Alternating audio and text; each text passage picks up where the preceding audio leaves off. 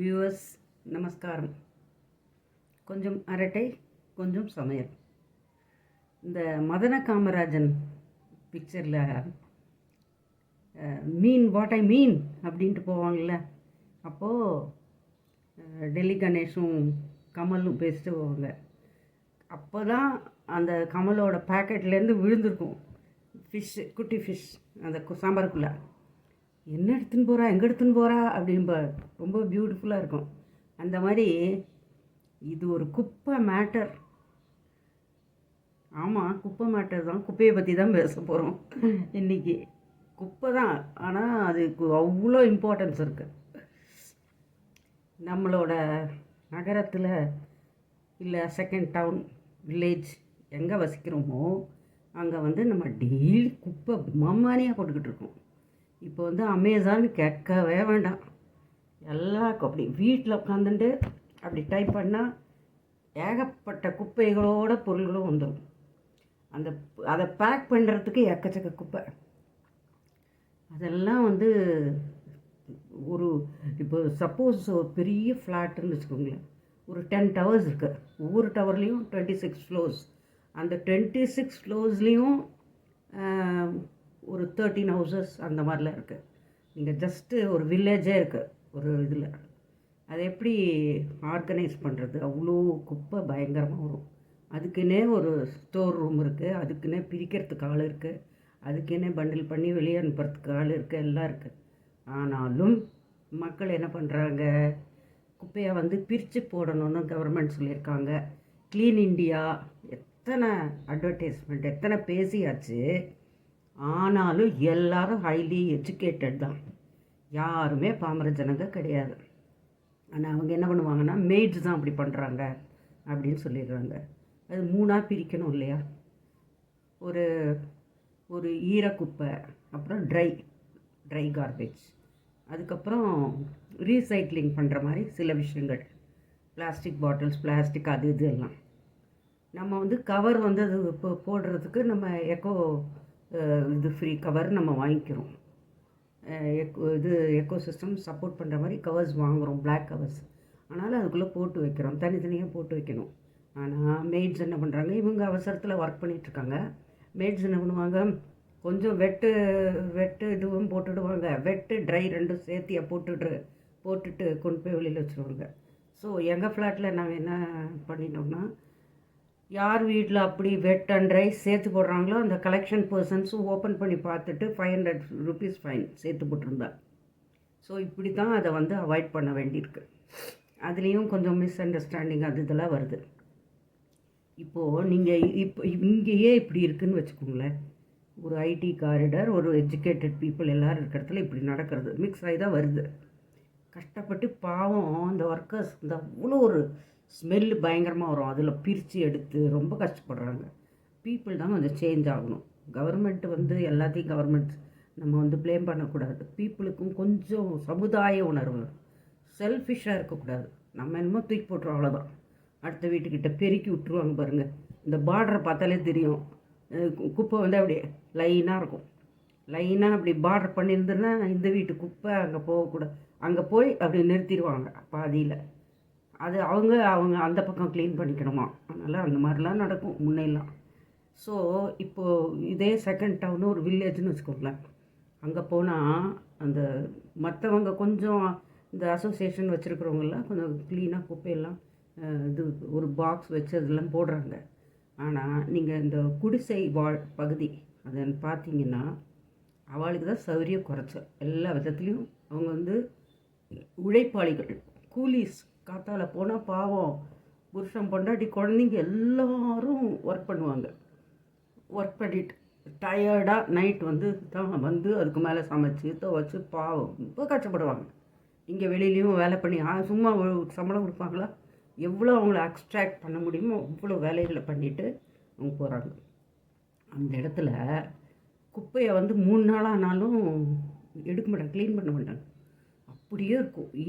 கொசுவெல்லாம் மிச்சு அவங்க கொண்டு போய் ஒரு சொல்ல வேண்டிய போட வேண்டிய இடத்துல தான் போடுறாங்க.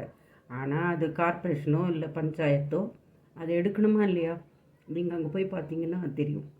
அப்போது நான் என்ன ஒரு சும்மா ஃபீல் பண்ணுறேன்னா, இந்த மாதிரி ஒரு நாளைக்கு மேலே குப்பை 2வது நாள் இருந்ததுன்னா நீங்கள் கொஞ்சம் ஒரு பர்டிகுலர் ஒரு டிபார்ட்மெண்ட்டில் நீங்கள் கொஞ்சம் கம்ப்ளைண்ட் பண்ணுற மாதிரி இருக்கும். கம்ப்ளைண்ட் இல்லை, ஜஸ்ட் ஒரு சஜஷன், இன்னும் எடுக்கலை, இங்கே வரல, தயவுசெய்து எடுத்துருங்க அப்படின்னு ஒரு இன்ஃபர்மேஷன், ஃபோன், அந்த மாதிரி ஒரு ஃபோன் கால் கொடுக்க சொல்லி பப்ளிக்கை ஃபோன் பண்ண சொல்லணும்.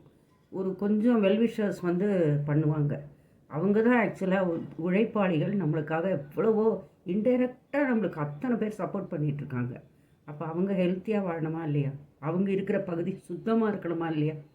அதற்கு வந்து இந்த கவர்மெண்ட்டு நல்ல பாவம், டர்ட்டி வாட்டர், ஒரு தொட்டியெல்லாம், அந்த தொட்டியெல்லாம் பார்த்துருக்கேன். அந்த இடமே பாசமாக ஒரு ஒரு இந்த பவுடர்லாம் போட்டு க்ளீனாக அந்த அந்த இடத்த, இப்போ நல்ல தண்ணி பிடிக்கிற இடம் கூட ரொம்ப டர்ட்டியாக இருக்கும்.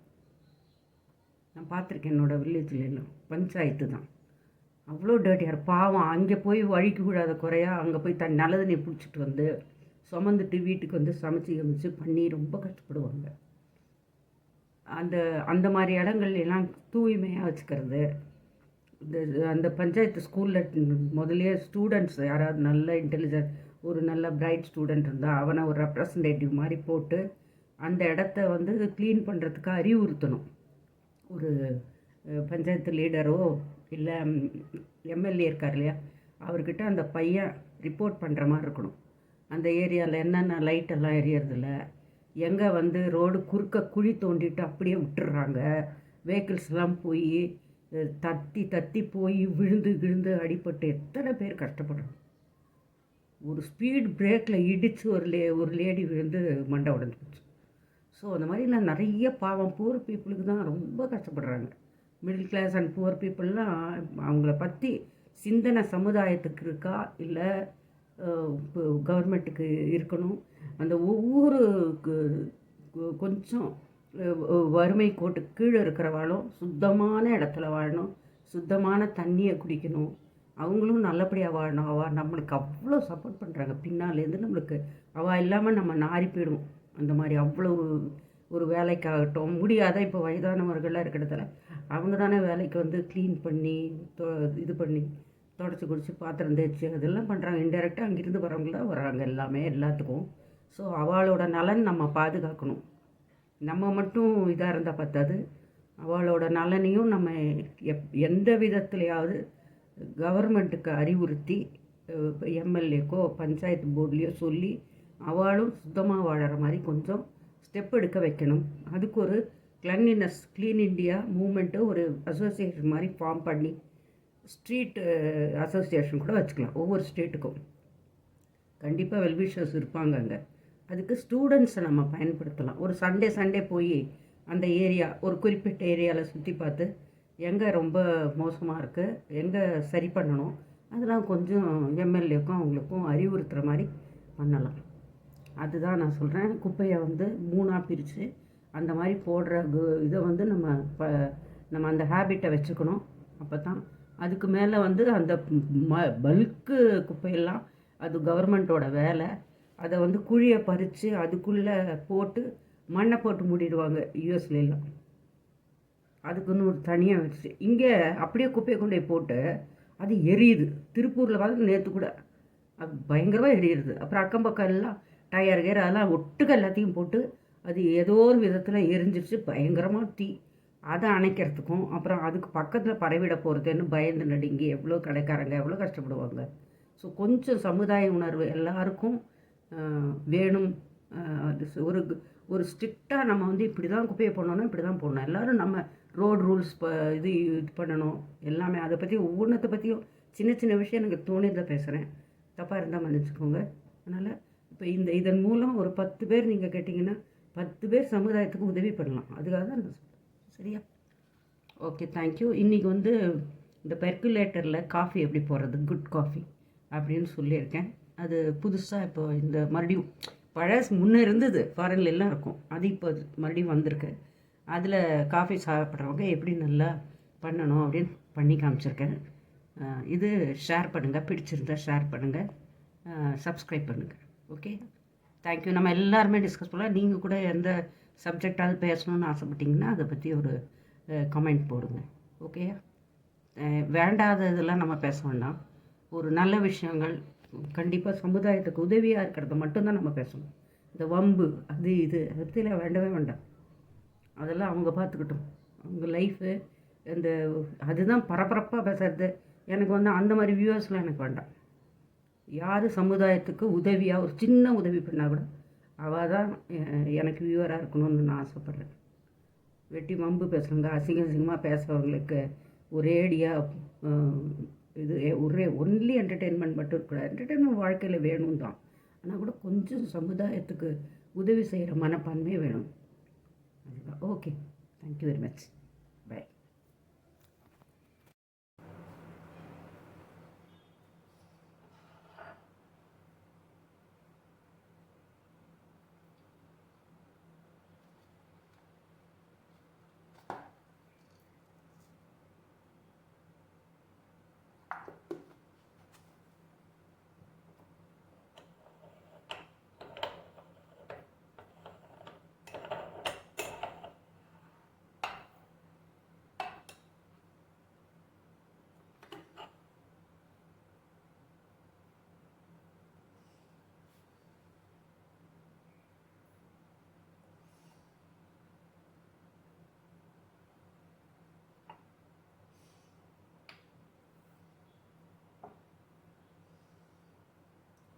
Normal water.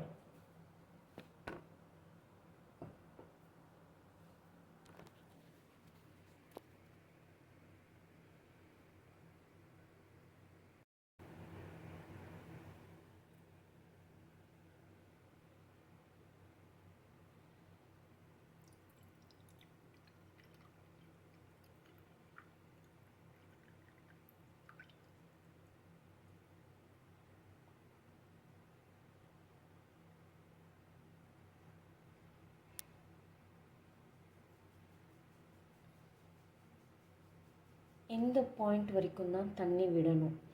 நார்மல் வாட்டர் விடணும். Coffee powder,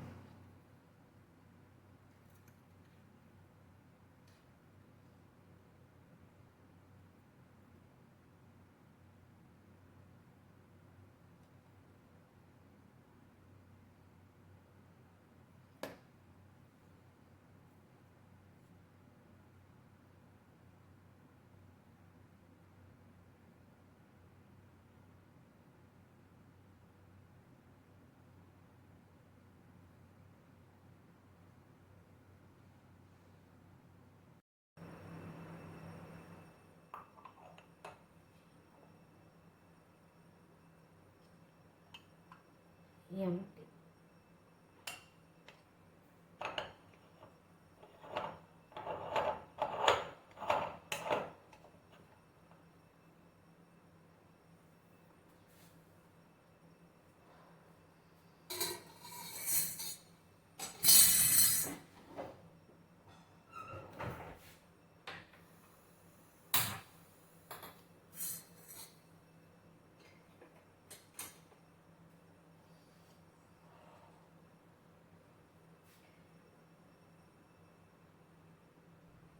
Medium to low flame.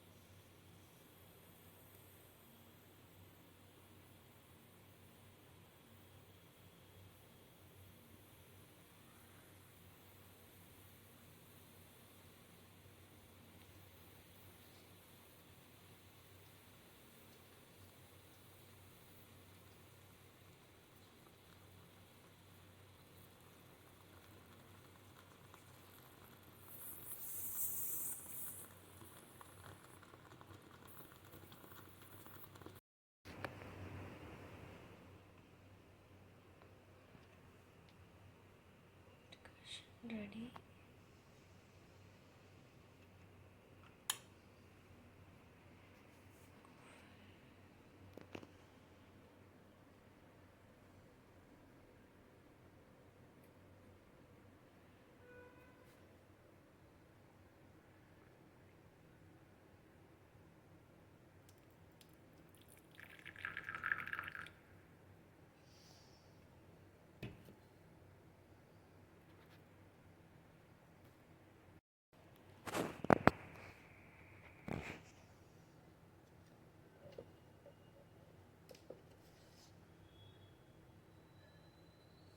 sugar, brown sugar.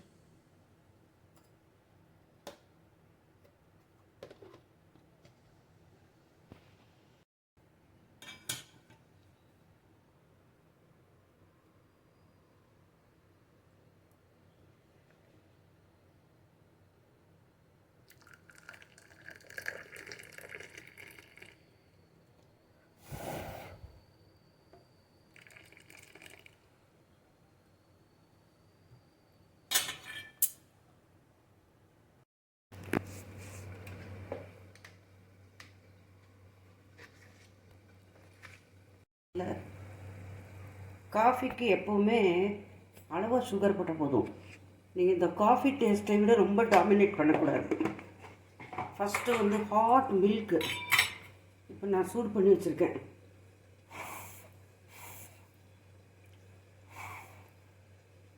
நல்லா ஹாட் மில்க்கு இதில் எடுத்துக்கணும். எவ்வளோ காஃபி வேணுமோ இவ்வளோ வச்சுட்டு இந்த கலர் வரைக்கும் காஃபி டிகாஷன் அப்படி விட்டால் தான் கரெக்டாக இருக்கும். இந்த காஃபின்னொன்னே என்ன ஞாபகம் வருது தெரியுமா? உசிலமணி பேஷ் நன்னா இருக்குது அப்படிம்பார்ல, இதுதான் காஃபி கலர். இதுக்கு பால் ஜாஸ்தியாக இருந்தாலும் ஒயிட்டாக இருக்கும், நல்லா இருக்காது, டேஸ்ட்டாக இருக்காது. இதுதான் கரெக்டான காஃபி கலர். அளவாக சர்க்கரை போடணும், ரொம்ப சர்க்கரை போடக்கூடாது. Your coffee is ready. Coffee with chocolate, coffee with biscuits, எது வேணால் நீங்கள் ஆஃபர் பண்ணலாம். இதுதான் பெஸ்ட்டு டேஸ்ட்டாக இருக்கும். ஹில் ஸ்டேஷன்லேருந்து வாங்கியிருக்கு. இது வந்து 80% பியூர் காஃபி அண்ட் 20% சிக்கரி போட்டது. ஓரளவுக்கு திக்னஸ் கிடைக்கும். சப்போஸ் நீங்கள் 100%